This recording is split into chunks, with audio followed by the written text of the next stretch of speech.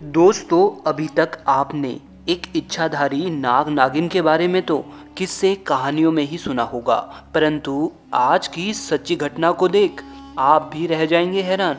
बिहार के उदयगिरी पहाड़ी में गांव वालों के सामने आई एक इच्छाधारी नागिन, जिसने पूरे गांव को सकते में डाल दिया।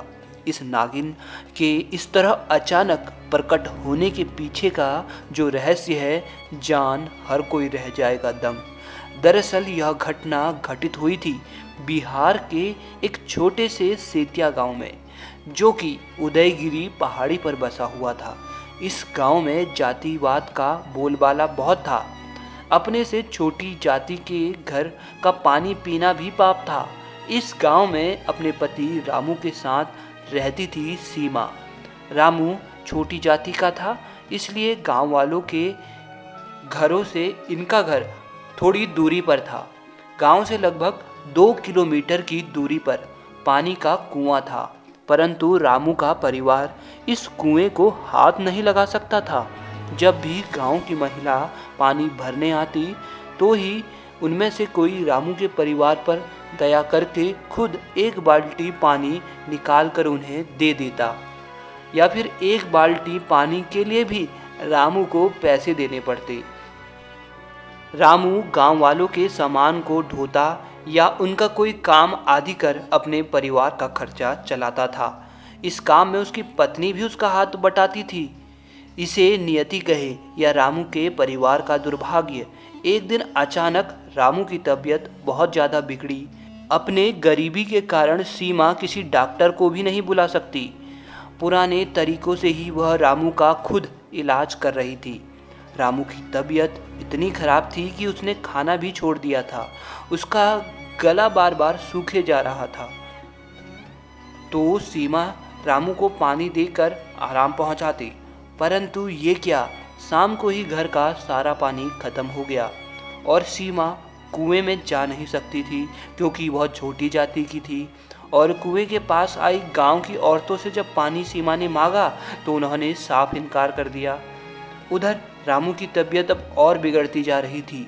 सीमा ने गांव की परवाह किए बिना लड़कर गांव की औरतों के सामने कुएं से पानी निकाला और अपने पति को पिलाया।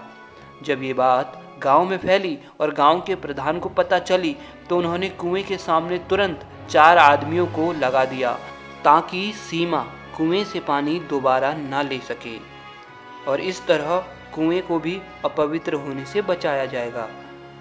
और गांव के लोगों ने सीमा को भी काम देना बंद कर दिया। घर में पानी की कमी और पैसों की कमी के कारण सीमा का जीना बदहाल हो गया। उधर रामू की भी तबीयत अधिक खराब होने की वजह से वह बच न सका। गांव वालों का कहर और अचानक पति के मौत से सीमा का दुख का ठिकाना न रहा और वो भी ज़्यादा दिन जिंदा नहीं बच पाई। गांव वाले तो रामू के परिवार से उनके छोटी जाति के कारण पहले से ही चिढ़ते थे। गांव वालों को उनकी मौत से कोई फर्क ही नहीं पड़ा। रामू के परिवार को गुजरे अभी 1 महीने ही बीते होंगे कि एक दिन गांव के प्रधान की पत्नी गांव की कुछ औरतों के साथ पानी भरने को आई। तभी कुएं के पास की झाड़ियों से एक विशाल नागिन प्रधान की पत्नी की ओर बढ़ी और उसे डस लिया और मौके पर ही प्रधान की पत्नी की मौत हो गई। अब तो पूरा गांव कुएं के पास जाने से डरने लगा। गांव से करीब 24 किलोमीटर की दूरी पर दूसरे गांव से वे पीने का पानी ला पाते, जिसमें पूरा दिन निकल जाता था। कुछ दिन बाद प्रधान अपने कुछ आदमियों के साथ कुएं के पास अपने आदमियों को लेकर गया, परंतु उस नागिन ने प्रधान सहित उन सभी आदमियों को भी मार डाला। अब तो गांव वालों ने नागिन के डर से उस कुएं वाले रास्ते से जाना भी छोड़ दिया। कुछ महीने बीते और भीषण गर्मियों का समय आरंभ हो गया। नदी नालों के पानी सूखने लगे।